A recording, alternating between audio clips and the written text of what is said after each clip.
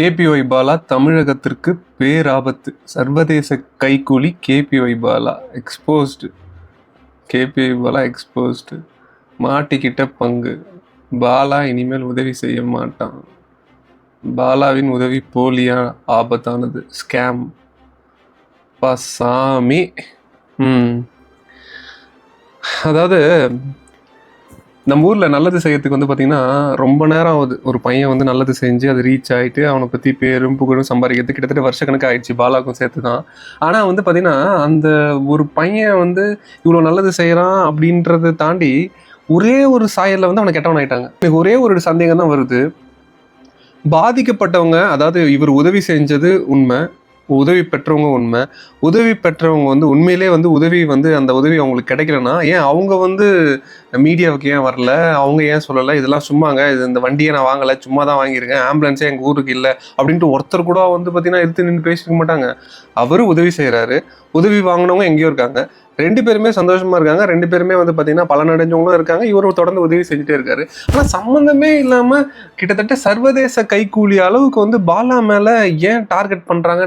பாலா வந்து கேபிஒயில் எவ்வளோ கஷ்டப்பட்டுருக்காரு. சின்ன சின்ன கெட்டப்புக்கு வந்து மொட்டை அடித்து அவர் படாத கஷ்டம் கிடையாது.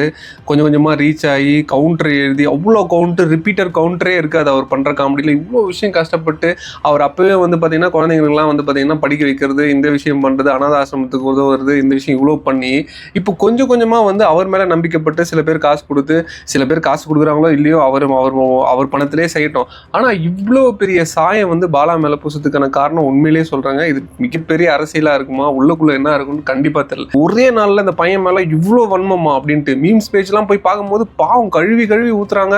மீம்ஸ் எல்லாம் ரொம்ப ஒஸ்டா போட்டுட்டு இருக்காங்க. பாலா வச்சு செஞ்சுட்டு இருக்காங்க. விஷயம் என்னன்னா, நல்லது செஞ்சப்ப கூட வந்து பாத்தீங்கன்னா கிட்டத்தட்ட ஒரு 10 மீம்ஸ் பேஜ்ல தான் போட்டிருப்பாங்க. இப்போ பாலா எக்ஸ்போஸ்டுன்னு இருந்தோடனே பாத்தீங்கன்னா எல்லா மீம்ஸ் பேஜ்லயும் போட ஆரம்பிச்சிட்டாங்க. அப்புறம் இன்னொன்னு என்ன சொல்றாங்க, அவர் பண்றது எல்லாமே ஷூட் பண்ணி படம் மாதிரி எடுக்கிறாங்க. அதை எடுக்கிறதுக்கு அரை நாள் தேவைப்படுது அப்படின்ட்டு. இல்ல நான் தெரியாம கேட்கிறேன், அதுல என்ன தப்பு இருக்கு? அதாவது ஒருத்தர் வந்து பார்த்தீங்கன்னா ஒருத்தர் கஷ்டப்படுறது வந்து பாலாக்கு தெரிய வருது. அவங்க எப்படி கஷ்டப்பட்டுட்டு இருக்காங்க, தினசரி அவங்களுடைய வாழ்வாதாரம் எப்படி இருக்குது, அவங்களுடைய வாழ்க்கை முறை எப்படி இருக்குன்ட்டு நம்மளுக்கு எப்படி தெரியும்?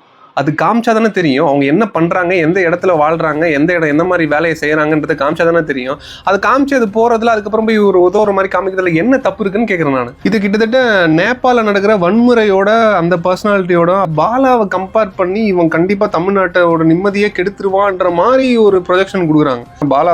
பாலா ஒவ்வொரு செயல் செய்யும் போதும் நம்ம தான் வந்து கமெண்ட் பண்ணியிருக்கோம், நம்ம தான் சூப்பர் சொல்லியிருக்கோம், சூப்பர் பாலா இதே மாதிரி கண்டினியூ பண்ணுங்க பாலான்னு நம்ம தான் சொல்லியிருக்கோம். பண்ணணும்னு என்ன இருக்கிறதே கஷ்டம். அந்த எண்ணத்தோட வந்து ஒருத்தர் பண்ணுறாருன்னா அதோட பெரிய விஷயம். அதுக்கெல்லாம் நம்ம சப்போர்ட் பண்ணி தான் ஆகணும். இந்த மாதிரி டைம்ல நாம காட்டுற சப்போர்ட் தான் பாலா மாதிரி இருக்கிற பர்சனாலிட்டிக்கும் சரி, பாலா மாதிரி இனி வரக்கூடிய பர்சனுக்கும் வந்து பார்த்தீங்கன்னா சப்போர்ட்டிவா இருக்கும். பாலா, நீங்க பண்ற விஷயம், நீங்க பண்ணிட்டு இருக்கிற உதவி எதுவுமே ஸ்கேமும் கிடையாது, எதுவுமே தப்பான முறையில் வந்த காசும் கிடையாது, எதுவுமே வந்து பொய்யான விஷயமும் கிடையாது. இதை நாங்கள் நம்புறோம், மக்களும் வந்து நம்பிட்டு தான் இருக்காங்க. எத்தனை பேர் உங்களை கெட்டவன் மைக்க போட்டு சொன்னாலும் உங்க பின்னாடி நிற்கிற கூட்டம் உங்க பின்னாடி தான் நிற்கும்.